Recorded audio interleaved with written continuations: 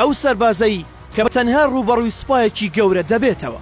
ئەنابێل مێڵ هاریس سەربازە ملیۆنیەکە لە نۆی تەمووزی ساڵی 1895 لە گوندی ڤالۆنگ لە باکووری پۆرتوگال لەدایک بووە.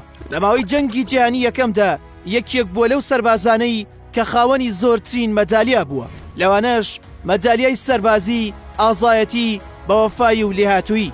لە ساڵی 1970 دەچێتە ڕیزی سوپای پورتوگال، دوای ساڵێک بەشداری دەکات لە چالاکی جۆرجێت یاخود دەتوانین بڵێن جەنگی لیس، کە چالاکیەک بوو سەربازەکانی سوپای بەریتانیا و پورتوگال لە ناوچەیەک لە بەلجیکا یەکیان گرت بۆ ڕوبەڕووبوونەوەی هێرشەکانی ئەڵمانیا. لە ماوەی جەنگەکەدا زیاتر لە 1800 سەربازی پورتوگالی کوژران و نزیکەی 5000 سەربازیش لە هەردوو لە بریندار بوون. ئەوە ژەلێکی باش بوو بۆ ئەوەی سوپای ئەڵمانیا هێرشەکانی بۆ سەر هەردوو لە چڕ بکاتەوە و نەهێڵێت پاشەکشە بکەن بۆ ئەوەی زۆرترین زیانیان لێ بکەوێتەوە. لەو سەنگەرەی کە ئەنابێڵی لێما بوویەوە هەموو سەربازەکان کوژران. ئەنابێڵ لە چالاکیەکەدا بەرپرس بوو لە چەکی لویس لەو کاتەدا کە سەربازە پورتوگالیەکان و بەریتانیەکان دەکشانەوە ئەو چەکەی بەکاردەهێنا. زیانێکی زۆری بە ئەڵمانیەکان دەگەیاند، بەهۆی ئەوەی بە تەنها مایەوە ئەڵمانیەکان بڕیاریاندا کە گەماروی بدەن. بەو شێوەیە بۆ ماوەی 3 ڕۆژ بە گەمارۆ دراوی مایەوە تا دواتر لەلایەن فەرماندەیەکی سکۆتلەندیەوە ڕزگار دەکرێت. لە دوای ماوەیەک لەو جەنگە جارێکی تریش لە جەنگێکی تردا بە هەمان شێوە بە تەنها ڕۆڵێکی زۆر گەورە دەبینێت لە ڕوبەڕۆبوونەوەی ئەڵمانیەکاندا.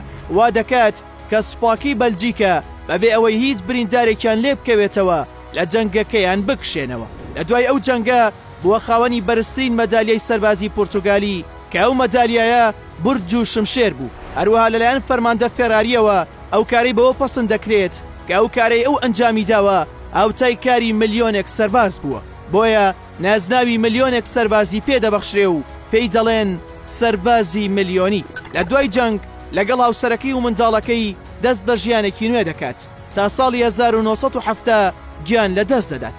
بەو شێوەیە چیرۆکی پاڵەوانەتیەکەی بۆ هۆی سەرچاوی دەرهێنانی چەندین فیلم لە جیهاندا بەوە پەسەند کراوە کە پاڵەوانێکی ئەفسانەیی بووە.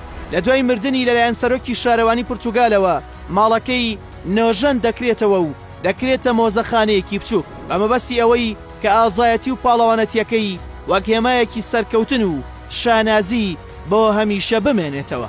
لەبارەی پرۆژەکەشەوە سەرۆکی شارەوانی ئاماژەی بەوە داوە کە جێگەی شانازیە کە سەربازێکی پاڵەوانی لەو جۆرەیان هەبووە. ئەژانکردنەوەی خانووەکەشی بڕی 270,000 یۆرۆی تێچووە و لەلایەن حکوومەتەوە پارەکەی دابین کراوە، بەڵام ئەم پارەیە بە بەراورد بە سەرکەوتنەکانی ئەو بە هیچ هەژمار ناکرێت.